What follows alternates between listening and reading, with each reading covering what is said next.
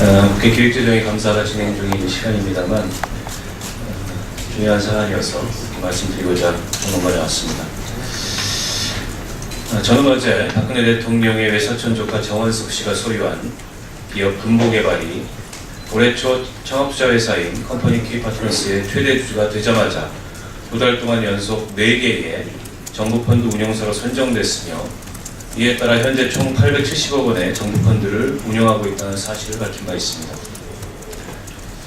정원석 씨가 정부펀드 운용사 선정 공고 직전 사실상 컴퍼니 K파트너스를 인수한 점과 870억 규모의 4개 정부펀드를 따내면서 컴퍼니 K파트너스의 운영액이 2배가 된 점 등을 봤을 때 합리적으로 대통령 친인척 특혜를 의심할 정황이 있으므로 박근혜 대통령과 청와대의 해명과 함께 운영사 선정 과정이 특혜나 불법사항이 없었는지 감사가 필요하다는 점을 지적했습니다. 오늘부터는 컴퍼니 K파트너스가 정부펀드 운용사로 선정된 과정에 어떤 문제가 있었는지 저희가 조사한 바에 대해서 밝히도록 하겠습니다. 제가 컴퍼니 K파트너스의 지난해 정부펀드 운용사 선정 기록을 살펴본 결과 이 회사는 처음부터 올해 정부펀드 운용사 신청 자격조차 없는 회사임이 밝혀졌습니다. 그리고 지난주 국정감사에서 여당인 새누리당 국회의원도 이 문제를 지적하고 컴퍼니 K파트너스의 정부펀드 운용사 선정을 취소해야 한다는 점을 지적한 바 있습니다. 컴퍼니 K파트너스는 지난해 정부펀드로 선정됐지만 해외 및 국내 투자자 모집에 실패해 1년 동안은 정부펀드 운용사 선정은커녕 신청조차 할 수 없는 무자격 회사였습니다.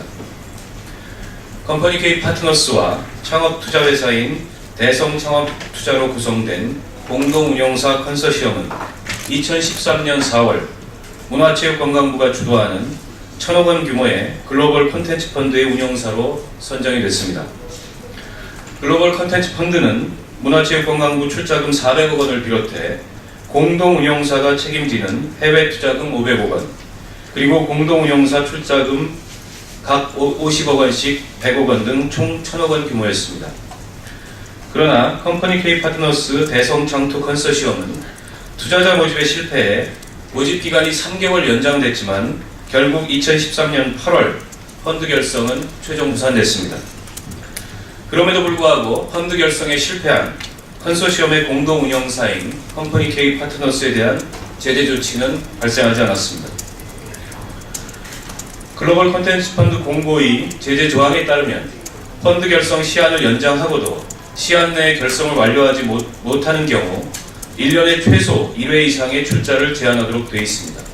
공고대로라면 컴퍼니 K파트너스는 글로벌 콘텐츠 펀드 결성 실패로 인해 1년간 2회 이상 정부펀드 운용사로 선정될 수 없으며 따라서 올해 들어 6월까지 총 4개의 정부펀드 운용사로 선정된 컴퍼니 K파트너스는 신청 자격조차 없었던 것입니다.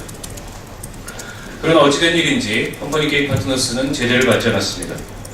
한국벤처투자는 펀드 결성의 실패 귀책 사유가 공동운용사의 한쪽인 대성창투에만 있기 때문에 컴퍼니 K파트너스는 제재하지 않았다는 납득할 수 없는 해명을 내놓았습니다. 해외 국내 투자 유치에 공동으로 책임진 두 회사가 투자 유치에 실패해 펀드가 무산되는데도 불구하고 두 회사 중 한 회사는 제재를 하고 다른 회사는 제재하지 않은 것입니다. 그리고 제재를 받지 않은 컴퍼니 K파트너스는 그 덕분에 올해 들어 4개의 정부 펀드를 가져갈 수 있었습니다. 제가 지금 제기한 컴퍼니 K파트너스의 결격 사유는 지난 10일 국회 산업통상자원위원회 국정감사에서 새누리당의 홍지만 의원도 동일하게 제기했습니다.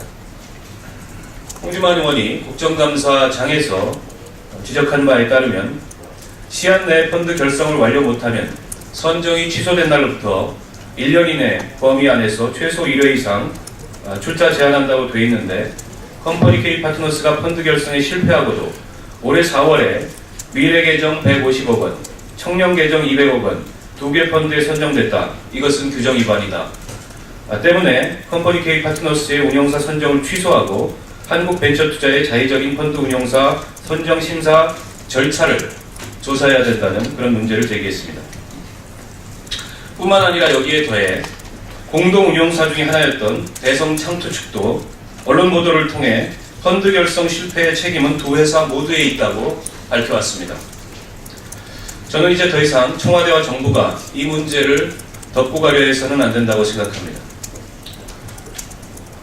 펀드 결성에 실패하고도 왜 컴퍼니 K 파트너스가 제재를 받지 않았는지, 그리고 어떻게 자격조차 없는데 올해 들어서 4개의 정부 모태펀드 운용사로 선정될 수 있었는지, 그 과정에 대해서, 절차적 정당성에 대해서, 법적 문제점 유무에 대해서 투명하게 밝혀야 한다고 생각합니다.